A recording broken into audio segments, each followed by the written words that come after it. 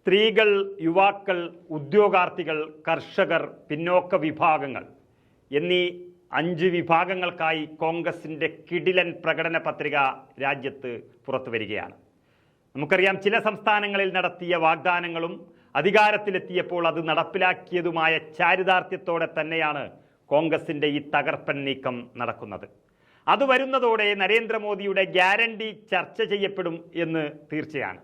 10 വർഷം തുടർച്ചയായി ഭരിച്ച നരേന്ദ്രമോദിയും BJPയും വീണ്ടും ഒരു ലോക്സഭാ തെരഞ്ഞെടുപ്പിനെ നേരിടുമ്പോൾ അവരുടെ പ്രചരണത്തിന്റെ തലക്കെട്ട് തന്നെ മോദിയുടെ ഗ്യാരണ്ടി എന്നുള്ളതാണ്.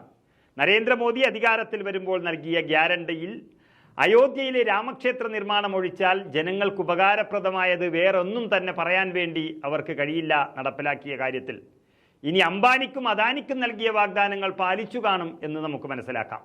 അതുകൊണ്ട് തന്നെ നരേന്ദ്രമോദിയുടെ ഗ്യാരണ്ടി എന്നുള്ള തട്ടിപ്പ് വാചകത്തെ ജനങ്ങൾ തിരിച്ചറിഞ്ഞു കഴിഞ്ഞു. 2004 പോലെ ഈ രാജ്യം ഒരു ഭരണമാറ്റം ആഗ്രഹിക്കുന്നുവെന്നാണ് കോൺഗ്രസ് അധ്യക്ഷൻ മല്ലികാർജുൻ ഖർഗെ പറഞ്ഞത്.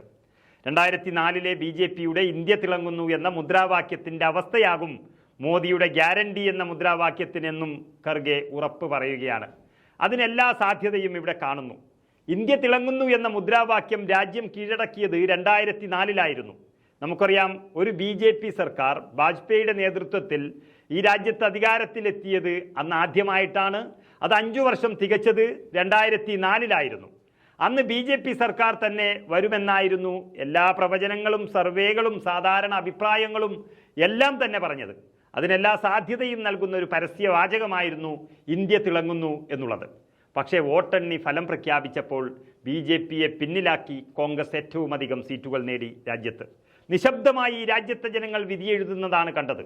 UPA സർക്കാർ 10 വർഷം രാജ്യം ഭരിച്ചു. അങ്ങനെ 2014 വരെ 10 വർഷം കഴിയുമ്പോൾ ഏതൊരു ഭരണത്തിനെതിരെയും ഉണ്ടാകുന്നത് പോലെ ഇപ്പോൾ നരേന്ദ്രമോദിക്കെതിരെയും ഒരു നിശബ്ദ വിധിയെഴുത്ത് വരുമെന്നാണ് കോൺഗ്രസും പ്രതിപക്ഷ കക്ഷികളും രാജ്യത്തെ ബഹുഭൂരിപക്ഷം ജനങ്ങളും ഇപ്പോൾ ഉറപ്പിച്ചു വിശ്വസിക്കുന്നത്. അല്ലെങ്കിൽ ഈ രാജ്യം തന്നെ നശിച്ചു പോകും എന്നുള്ളതാണ് സത്യം.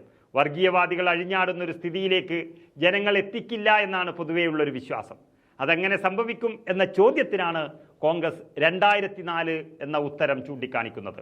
അധികാര കസേരയിൽ അവകാശവാദം സ്ഥാപിച്ച BJP അന്ന് മോദിയുടെ ഗ്യാരണ്ടി എന്ന പോലെ ഇന്ത്യ തുളങ്ങുന്നുവെന്ന മുദ്രാവാക്യം ഈ രാജ്യം മുഴുവൻ പ്രചരിപ്പിച്ചു. അഭിപ്രായ സർവേകളെല്ലാം NDAക്ക് അനുകൂലമായി. എന്നാൽ ഫലം വന്നപ്പോൾ സംഭവിച്ചത് മറിച്ച്. 2004 BJP പരാജയം രുചിച്ച അതേ സാഹചര്യം ഇത്തവണയുണ്ടെന്നും അത് ആവർത്തിക്കുമെന്നാണ് കോൺഗ്രസ് പ്രവർത്തക സമിതി യോഗത്തിൽ മല്ലികാർജുൻ ഖർഗെ പങ്കുവച്ച ആത്മവിശ്വാസം. മോദിയുടെ ഗ്യാരണ്ടിയെ നേരിടാൻ കോൺഗ്രസ് മുന്നോട്ട് വച്ചിരിക്കുന്ന 5 ന്യായ് പദ്ധതികളുമായി ഇറങ്ങുന്ന പ്രകടന പത്രിക പരമാവധി ആളുകളിലേക്ക് എത്തിക്കുന്നതോടെ കർണാടക, തെലങ്കാന, ഹിമാചൽ പ്രദേശ് തുടങ്ങിയ സംസ്ഥാനങ്ങളിൽ കോൺഗ്രസ് അധികാരത്തിലെത്തിയതുപോലെ കോൺഗ്രസ് നേതൃത്വം നൽകുന്ന ഇന്ത്യ മുന്നണി ഈ രാജ്യത്ത് അധികാരത്തിലെത്തുമെന്നാണ് വിശ്വാസം. സ്ത്രീകൾ, യുവാക്കൾ, ഉദ്യോഗാർത്ഥികൾ, കർഷകർ, പിന്നോക്ക വിഭാഗങ്ങൾ എന്നിവർക്കായി രാഹുൽ ഗാന്ധിയുടെ നേതൃത്വത്തിൽ പ്രഖ്യാപിച്ച ന്യായ് പദ്ധതികളാണ് കോൺഗ്രസ് പ്രകടന പത്രികയുടെ ഹൈലൈറ്റ് എന്ന് പറയുന്നത്. ഇതോടൊപ്പം ജാതി സെൻസസ്, പൗരത്വ നിയമ ഭേദഗതി പിൻവലിക്കൽ തുടങ്ങിയ വാഗ്ദാനങ്ങൾ വേറെയുമുണ്ട്. ഇന്നോ നാളെയോ ആ പ്രകടന പത്രിക പുറത്തിറക്കും എന്നാണ് വിശ്വസിക്കുന്നത്.